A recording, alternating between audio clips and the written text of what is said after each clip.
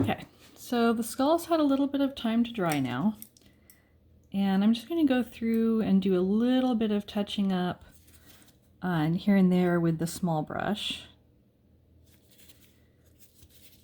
So I want to kind of even out this color just a little bit right here. So you can see for this round I've put a little more water on my brush so it's closer to a wash consistency. There we go, that's better. So you can see it doesn't take a lot of paint, it doesn't take a lot of pressure, nothing. Oops. And sometimes you do that.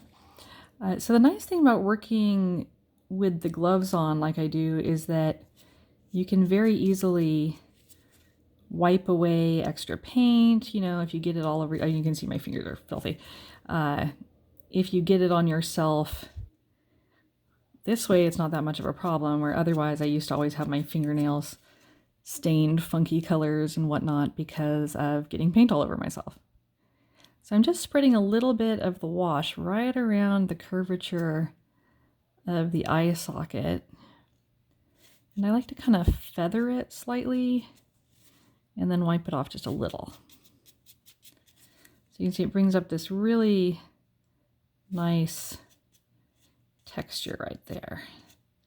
So these are really well made, and I would like to bring out all of the, I guess I'm not centered very well. I like to bring out all of the details. I mean, you can even see like the hole where the spinal cord would go into the skull. I mean, they're very, very detailed.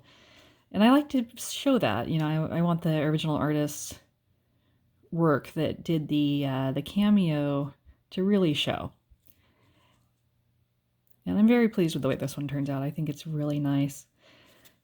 So what you want to do is, after it's had a chance to dry, you want to switch out to your black paint, and what we're going to do is touch up the background. So first I like to just use a little bit of water, just like at the beginning where I used it to dust off. I like to use a little bit of water just to make sure I don't have any, you know, stray cat hair or dust or anything from when the Cameo was sitting out. And you can actually use a Q-tip again here, and I'm just going to reuse the one that already had a little paint on it, because it doesn't have to be particularly clean. You just want to clear off any extra residue that's on there. Now, if your paint is still sticky at this point, you might actually run into problems with the Q-tip putting more lint. So you want to make sure that you let it dry at least a little bit first. And I'm trying to not touch the skull with the Q-tip, just the cabochon background.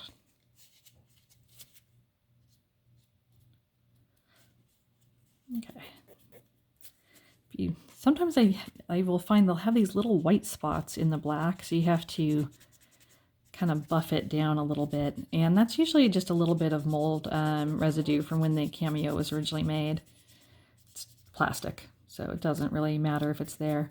But if you get like a large bubble, you can actually use a solder pick or an awl to scrape it off. You know, an X-Acto knife, although with the X-Actos, it's a little harder to get really tiny, tiny dots in. So once it's cleaned, what you want to do is use your black paint. I usually use a matte black. So this bottle of paint is, it's so old, I paid only 69 cents for this bottle of paint. And it's that very, very cheap. Again, it's funny, the cheaper the paint is, honestly, sometimes the better it works. I like this Craft Smart brand from Michaels. It is like the perfect consistency for antiquing cameos. Even though it's not the best consistency for a lot of other things that I might be doing with acrylic paint. But I find it spreads onto the acrylic surface really nicely. So with this, again, I'm going to use my very fine brush. So when I'm doing the first pass, I always use the thick brush. But for this, I want to get the edges really nice and neat So I'm using that 5/0. And so you just want to be like line it kind of carefully, and it may not cover up all the brown on the first round, but that's totally fine. You just want to get in there and neaten up that edge.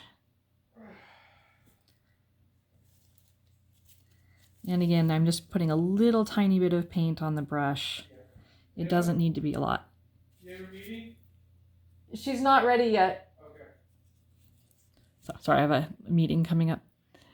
So just getting in there around the edges, nice and neat. And if you get a tiny bit on the cabochon, I find it's not really that, but like you can see I got a little bitty bit there. You can actually take that back off pretty easily with your Q-tip or with the toothpick, depending on how small it is. Sometimes I just leave it if it's not very noticeable. So I am painting at a little bit of an awkward angle right now so I can get it in the camera because I am filming this by myself. So it's a little harder to get in there and really show what I'm working on. There you go. So once you've got your outline, I think I need a little bit more in the front.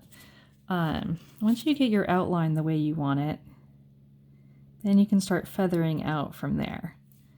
And just light strokes, and they don't have to be super neat. You can also do this with a larger brush if you like. I just like my tiny brush. There we go. And again, you can always touch this up again afterward. So if it takes, 2-3 passes, that is not something to worry about because it takes how long it takes. A little bit more there.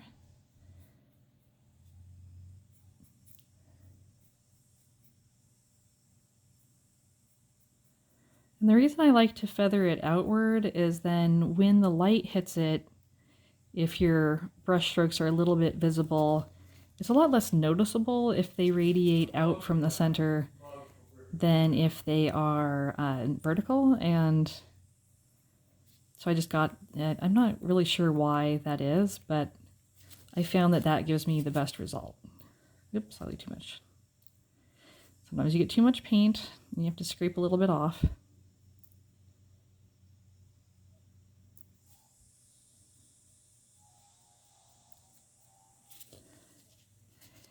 And then I like to let them dry overnight before I do the spray glaze on top, just to make sure that the acrylic is thoroughly dried, because if it isn't, you can get a bubbling issue. Or if you leave it outside and it rains, which I did the other day accidentally, you will ruin your glaze, and it's really not recoverable. Because messing up the acrylic, you can scrape it off, you can dissolve it off with a little bit of rubbing alcohol. If you need to, it's pretty easy. You can paint right over it. It's pretty easy to clean up. But I found with the spray glaze, also known as matte varnish, same thing. If I mess it up, it's over. It's just I can't really fix it. I have tried. So in that step, I will actually film it later and show the one that I like and why. So, right, so that's the black background resurfaced and done. Looks great.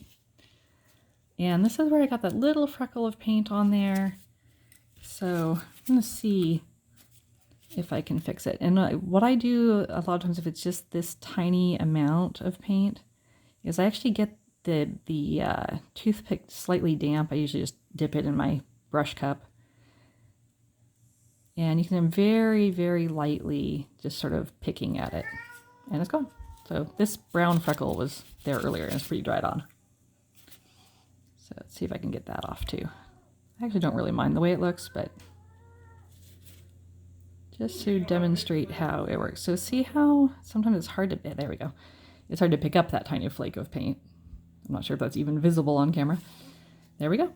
So I'm going to let this dry overnight, and then we will use the spray matte varnish.